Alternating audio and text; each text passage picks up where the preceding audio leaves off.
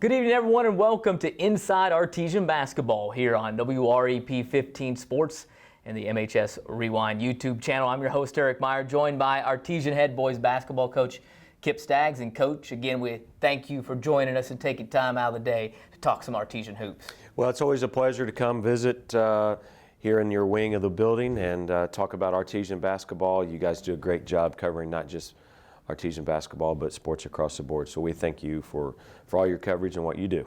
You guys tipped off the season a couple of weeks ago at Edgewood. We'll talk about those games, the contests that you've played, but let's talk a little bit about this version, the 1920 version of the Artesian basketball squad. And you knew going in that this was going to be a young team. You lost the majority of your scoring from last year's team to graduation, the really two big scores with your son Reed and, of course, Tyler Stead. So you knew coming in that this was going to be a young and inexperienced group.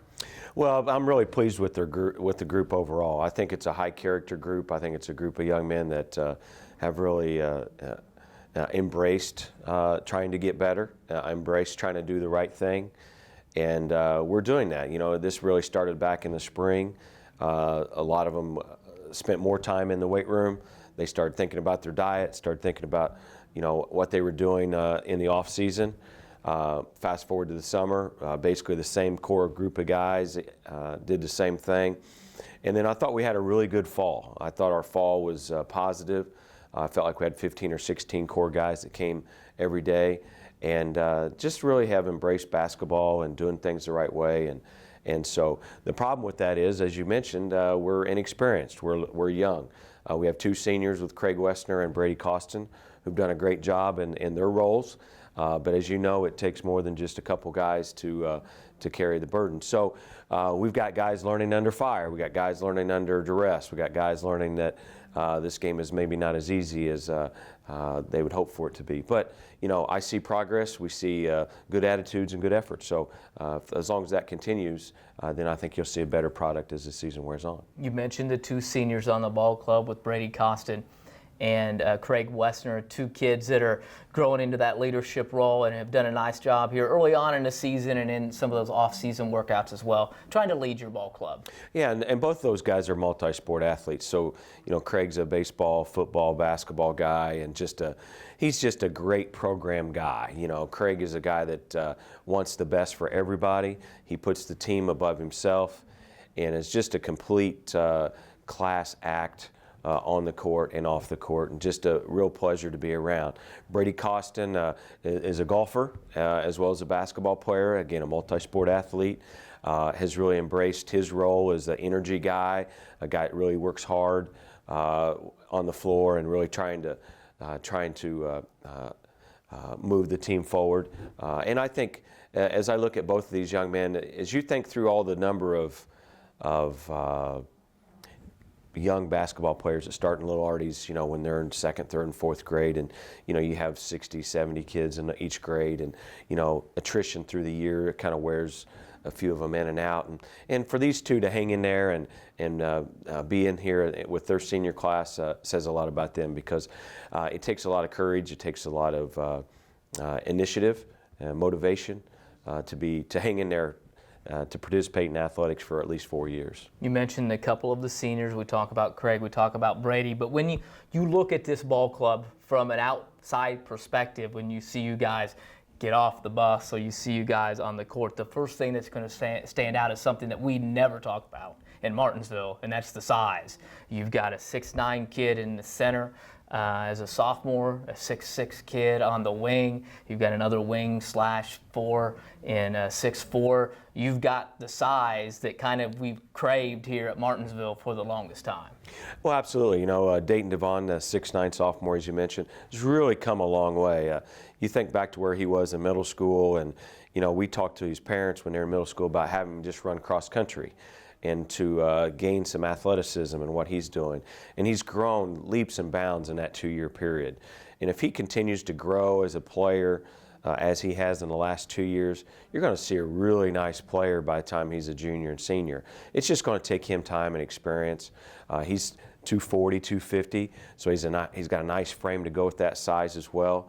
And he jumps the rope pretty well. You think for a big kid that'd be kind of an awkward thing, but he's fairly athletic for his size, and he's got a little strength to him as well. And so he's learning. He's just a pup, if you will. Noah Stout, the 6'6" wing you talked about, probably has one of the best shots on our team in terms of at just natural form and how he shoots the basketball. And so he's fairly athletic. He can jump pretty well. And then Zach Lynn, 6'4", kind of a mix between the two of them, really. Can go in the low post, has some strength in there, has the ability to step outside and score a little bit. So you're right, we have three big kids. That usually isn't usually not something we come used to, but it gives us great strength inside for sure. Talking a little bit about the guys in the post, you mentioned some juniors and some sophomores. Then you have a mix of guards, really wings, if you will. You've got some other players in there as well, but juniors and sophomores, even a freshman, it's kind of filling out your lineup this year. So Landon Myers, sophomore point guard, about 6 foot tall, about 130 pounds, and so he's really has some natural skill to his game. He has a little savvy, if you will. May not have seen that yet, but we really think the best basketball is in front of Landon.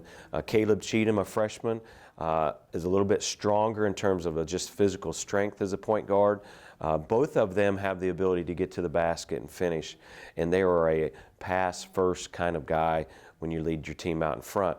Then on the wings, we feel like we have some guys that can make shots. Caden Rowdenkrantz, Bo Frederick are two guys that stand out that have shot the ball fairly well to start the season, both over 35% from the floor, and have some strengths in that area. And then you think about some other guys that we look at. Obviously, we've got 7 to 9 guys that we're playing right now, and we're just trying to find that mix of how you put it all together. So you've got to look at some of the Artesians here. Like we said, a young group in terms of experience, varsity-wise especially. You got a lot of these guys that are seeing some of their minutes. They got to see their first varsity minutes really coming up in the opener. It was against Edgewood. Edgewood with a new coach this season, but it was a familiar face in the fact that you had seen him for several years at Whiteland with Coach Wansworth, and this is an Edgewood ball club. You guys go there in the opener, hang close early on, got a little bit of foul trouble, and the Mustangs were just able to pull away there at the end. So, Edgewood was a great test for us coming out of the box. Thought like I said, we had a really good fall, had the first 2 or 3 weeks of practice were really good, felt like we were really prepared to get in there. Start the first quarter, we jump off to a pretty good start. Second quarter, jump out 17-11. They make a run, then we're ahead 23-20 with about 2.5 minutes to go in that first half, and they go on a 7-1 run to finish 27-24 to go into half. And I really felt like we played fast. I really felt like we didn't slow down and share the ball as we needed to. And then we get in the third quarter and we just had a scoring drought. Defensively we didn't play poorly. We just couldn't score during that stretch. And it really put us in a bind because next thing you know, they hit a 3, then they hit a 2, and that 5 or 6 point lead all of a sudden becomes a double-digit deficit. And as you mentioned, the foul trouble kind of got to us a little bit. But I was really proud of our guys at the end. The last 2 or 3, 4 minutes, I thought we really fought hard. We had 2 guys that fouled out, had to play a little differently than what we wanted to, but saw some things that maybe we can do down the road. And we hung in there and we kept fighting, but it just wasn't enough there on the road. And we discovered out of that game, we got to find ways to get the free throw line. We did not get to the line enough. We've got to do a better job of being patient in the half court and doing a better job executing as well. You then come back the following weekend. It's a doubleheader weekend. It's a doubleheader basketball game, so it's a little bit unique for these kids that are experiencing at a varsity level that first doubleheader weekend. And in addition to that, it's a little bit different. They aren't watching their JV team play. They're watching the girls. And all that, it's a little bit different for them to come out against a Greenwood ball club in mid-state conference play that has some size. They've got some experience. But again, you guys hold tough early on, close with Greenwood, but they kind of pull away, a little foul trouble again, and Greenwood able to come away with a victory on Friday night. Yeah, so we didn't get off to a very good start. We got down early, but to credit our guys, we battled back in there, and we went in the locker room at halftime down 8 and really felt like That deficit was really the deficit we started with to start the game. So after those first 2 minutes, we were able to hold our own basically. And then we get in that third quarter, and unfortunately we only scored 2 points in that third quarter. But during that same stretch, we held them to 7. So defensively, we did some good things, but we just again couldn't find the basket. And then in the fourth quarter, they were able to pull away from us. So, there were some positives in there, but I really felt like the mental part of the game is where we struggled the most in that Greenwood game. I thought there were some things that we just didn't, our inexperience or maybe our age kind of factored in, where we just got kind of caught in the moment. We didn't communicate well enough on the floor. We've had all these discussions with our guys since then, but we just felt like that we didn't get in the right spot when we needed to get there. I'll give you a couple examples. One time we had a 4-on-2, potential fast break, and we settled for a fadeaway 14-footer on the baseline. That's not a good shot when you have an advantage. I think about a couple other times where I thought we really battled their big kid well inside. Dayton blocked a shot, maybe blocked another one. The ball gets loose, then all of a sudden they pick it up and then they score on a kick-out 3. So, we're doing some good things. We just can't sequence them back to back. I think of another sequence where we got a steal and then we were able to pass it ahead, but we weren't able to convert. But at the same time, then that sequence goes back the other way, and then they score on the other end. So instead of being an 0-2 spurt for us or a 4-0, it ends up being 4-0 the other way. And so those are little scenarios that occurred during the game that we just need to be able to be able to handle a little bit better, and at the same time be able to just settle down. We talk about the youth of our team. But I think probably one of the things, obviously the physicality of the game, the strength factor of a game is one thing, but the speed of the game, mentally and physically, is where we've got to get better at. Obviously the skill set is one thing, the physicality of the game is another thing, but just the mental approach and the mental part of the game itself. And the speed of the game for a lot of these guys is lightning fast. And we can't put ourselves in that position. We can't simulate that in practice, but we can in a game, obviously. So it's just going to take some time for these guys to get used to that pace of the game, because it's extremely fast for them. And we've worked on cover-up drills and defensive transition type drills and those kind of things, disadvantage drills. But until they actually experience it with people in the crowd, it's a little bit different format. And we talked with some of the kids before the game about that same thing, about when you're simulating and walking through on a Thursday during practice. It's one thing to have your kids walking through, but there's not Gavin Dowling that's in the middle of the lane, or Brock Kincaid that's handling the ball out top. Those are things that are hard to do, to be able to simulate. So the trick, obviously, with you guys, and it's always hard with the coaches, is the fact you're going to have to get it in the game, but how do you keep those kids confident enough and locked in enough to be able to let them get that during the game, so that toward the end of the season, when it counts in the tournament time, that they're ready to go? And that's always a question for a lot of teams, smaller schools, and things along those lines like us. So we have to find that balance of being positive and being constructive all at the same time. And our guys want to learn. They have the eyes. Sometimes you have teams and they don't have the eyes, and the eyes will tell you if they're listening or not. And this team, they have the eyes. They're watching. They're listening with their eyes. They may not completely get it right now, but at least they have the intent. And so there's an element of want to. And now, so we have to take that intent and that element of want to and translate it into getting it, if you will. So, that's a positive thing with our young kids right now. And like I said, I really like this group. And then, you go to the Columbus North game, and now you really see a team that's a top 10, top 15 team.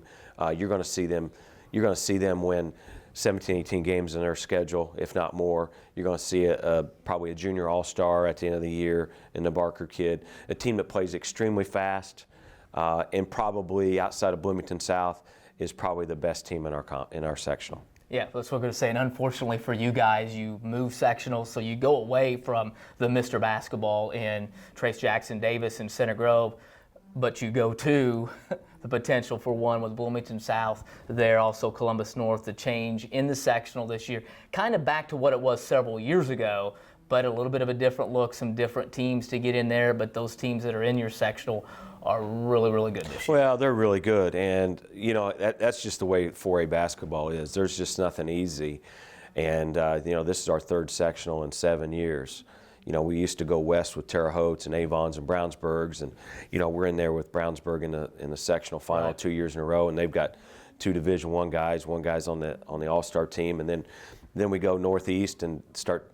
You know, then we go to the Johnson County Yeah. Invite, Yep. and kind of go that route for a little bit, and now we're going to go south and a little bit east. So, you know, the IHSA has kind of moved us all around here in the last 3 rotations, and so, you know, it is what it is, and we'll get better. But we're focused right now on our team as it progresses, and you know, sometimes you see improvement as a coach, but you don't necessarily see the improvement in wins and losses, and you've got to take those many successes and build on them, and keep building. Because I think at the end of the year, you're going to see a much better team than what you have. You've got Plainfield coming up in Mid-State Conference play on Friday night at the John R. Wooden Gym, and you know, you've seen Coach Weaver over there for a while now.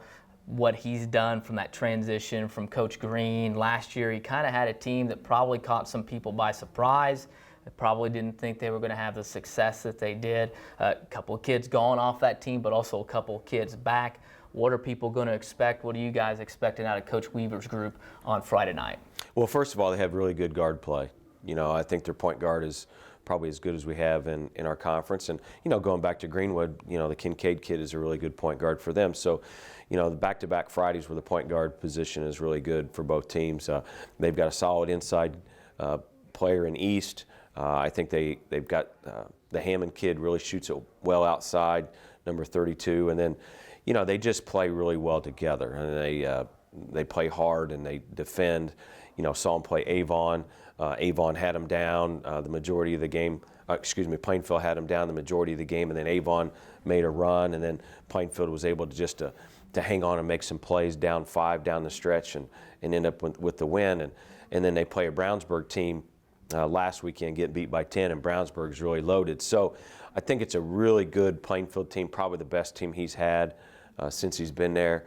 And definitely a challenge for us. Obviously saying something because they had a pretty good group last year as well. Yeah, I think so. This team, last year's team really fed off of Gibbs. Right. Those 2 guys. This team has more overall team confidence, and they really just play well together. You know, last year they kind of looked at Gibbs to do whatever they could do.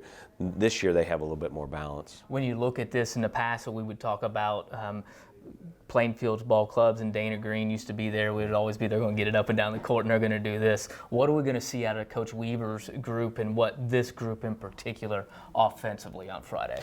So it's much different from Coach Green's press you for 32 minutes and don't care if you turn it over, we're going to shoot it anyway.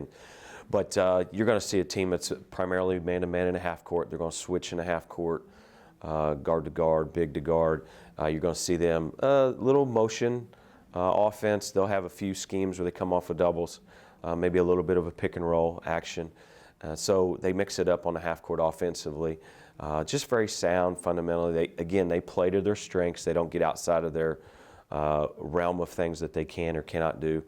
And so just a nice team really overall. When you look at them on the offensive side and the defensive side, are you expecting some press? Do they show a little bit of full court, half court, 3/4 court, or something that maybe I haven't really seen on film? So they're primarily man-to-man in a half court. They did play Whiteland a little bit of zone. They played Avon a little bit of zone. But primarily they're going to play man-to-man in a half court. And like I said, they're going to switch different screens, different ball screens. They're going to be aggressive on the ball. So, you know, they're just a good defensive team. When you talk about Plainfield, we mentioned them. You also talk about your ball club, that you're really worried about what you guys need to do to be successful. So what are you guys kind of focusing on or really trying to take care of on Friday night against Plainfield? So I think what we've done this week is we've gone back and we've tried to simplify some things. We've tried to analyze a little bit where we are mentally, try to make some things a little bit easier for our guys so we're not in the middle of confusion at some sort of time. We're just trying to simplify some things, what we're doing offensively and defensively. We've added a little bit, but we haven't thrown out what we've done so far. We've just trying to improve on some of those things. And so we've broke some things down this week in practice. We've tried to do some things a little bit better. Instead of going bigger, we've just kind of went smaller and tried to focus on those things that we think that can help us be more successful. So really went back to fundamentals, really went back to some little things. We've emphasized just simply getting the ball entered on a wing, and then once you get it entered on a wing, being able to feed the post. We emphasized squaring up on the perimeter and looking inside. Defensively, we continue to talk about being in the help side and how you handle ball screens. So we've gone back and we've just maybe broke it down a little bit more, emphasized on a few things a little bit more, and as we move through this, sometimes you just keep trying stuff and it doesn't work, and it's not so much what you're doing, it's how you're doing it. And so that's kind of the approach that we've taken. We've just gone back to what we're doing, we just need to do it better, and we just need to execute things better. I feel like when we get in a half court, we can go past 1, 2, 3, but after we get past 3, we kind of break down and we can't go to the past 4, 5, and 6. So we've got to get to be able to play in past 4, 5, and 6, because your good teams defensively are going to take some things away from you. So everybody's got the tapes now, they've passed them around, and so they're going to take stuff away, and so we've got to be able to play through that and be able to deal with it against the physicality at the same time of it. So you got Plainfield on Friday, then you come back, another easy one on a Saturday with Center Grove coming to town. As that first part of the season has been really tough for you guys, as the Trojans will come in as well. And this is a Center Grove ball club that lost some players off of last year's ball club, but they've got some good guys back as well, as Coach Hahn will bring his group here on Saturday. Well, they're extremely big. We talk about our size. They substitute 6'6" with another 6'6". They substitute 6'5" with another 6'5". And so they're relatively young in what they have because they put a lot of eggs in the basket last year, obviously. They had a lot of seniors on that team. But, they are they're growing too. They're probably a team under construction if you talk to him. And if you talk to him, he'd say, well, we do this right, we don't do this well, and those kind of things. But, they're a team under construction. And so, but they've got tremendous size. They're going to ball screen you.